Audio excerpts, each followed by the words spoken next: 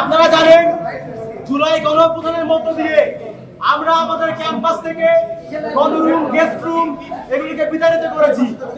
এরপরে জুলাই পরবর্তী সময়ে ঢাকা বিশ্ববিদ্যালয় প্রশাসন একটি সিট নীতিমালা দিয়েছে, যেটার মাধ্যমে নতুন করে আবার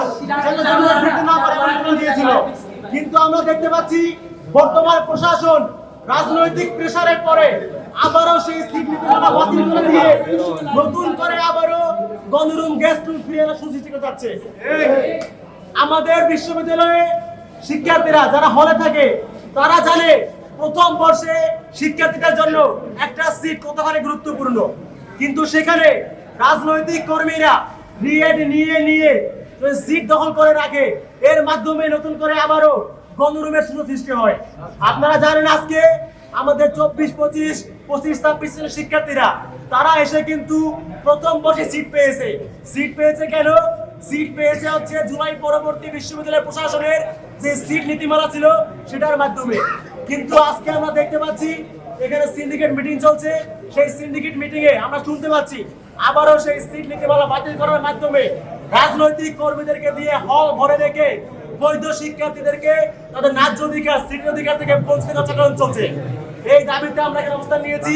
আমরা এর আগেও বারবার এসেছি বিশ্ববিদ্যালয় প্রশাসনকে, বারবার বলার পরেও তারা আমাদের কথায় কর্ণপাত করছে না বলে আজকে আমরা বাধ্য হয়ে সিন্ডিকেট মিটিং চলছে এখানে এসে আমরা দাবি জানাচ্ছি। প্রিয় সাংবাদিক বন্ধুগণ, শুধু এটাই নয়, আপনারা জানেন কয়েক মাস পূর্বে শাহবাগ থানার ভিতরে ডাকসু প্রতিনিধি, হল সংসদ প্রতিনিধি এবং সাংবাদিক ভাই বন্ধুদের উপরে হামলার ঘটনা ঘটিয়েছে ছাত্রদল। সেই ঘটনার আজকে কয়েক মাস পার হয়ে যাচ্ছে।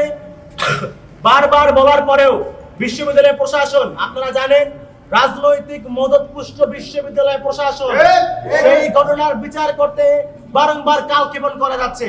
তারা আমাদেরকে একটা পর একটা অজুহাত দেখায়, একটা পর একটা কমিটির নাম শোনায়, গন্ধ শোনায়, কিন্তু বাস্তবিক অর্থে বিচার হওয়ার কোনো নমুনা আমরা এখনো দেখতে পাচ্ছি না। আপনারা দেখেছেন কিভাবে প্রকাশ্যে সাংবাদিকদের সামনে সাংবাদিকদের উপর হাত তুলেছিল। জাতির বিবেক সাংবাদিকদের বলা হয়, তাদের উপর হাত তুলেছে। হল সংসদ প্রতিনিধি, রাষ্ট্রপতির হাত তুলেছে থানার ভিতরে। যেখানে স্বীকৃতি নিয়ে বলতে চাই, প্রিয় শিক্ষার্থীবৃন্দ, আজকে আমরা যারা এখানে এসে এই যে গণধর্ম হয়ে এখানে এসে সিটের জন্য দাবি জানাচ্ছি, এখানে আমাদের কারো কোনো ব্যক্তিগত চাওয়া পাওয়া নাই। যদি থাকতো ব্যক্তিগত চাওয়া পাওয়া তাহলে হয়তো আমরা রিয়েটনেস চাইতাম, কিন্তু আমাদের কোনো ব্যক্তিগত চাওয়া পাওয়া নাই। আমরা চাইছি আমরা নিজেরা কষ্ট করে হলেও যেন নতুন করে ঢাকা বিশ্ববিদ্যালয়ে গণরুমের সূচনা না হয় সেই ব্যবস্থা করা। আপনারা জানেন ডাকসু হওয়ার পর থেকে আমরা কিন্তু বিশ্ববিদ্যালয়ে গণরুম, গেস্ট রুম সৃষ্টি করার কোনো সুযোগ কাউকে দেই নাই।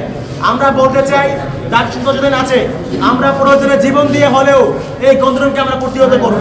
কিন্তু আমরা আশঙ্কা করছি হয়তো ডাকসু শেষ হয়ে যাওয়ার পরে এই সিট নীতিমালার মাধ্যমে নতুন করে আবার বিশ্ববিদ্যালয়ে গণরুমের সূচনা হইতে পারে।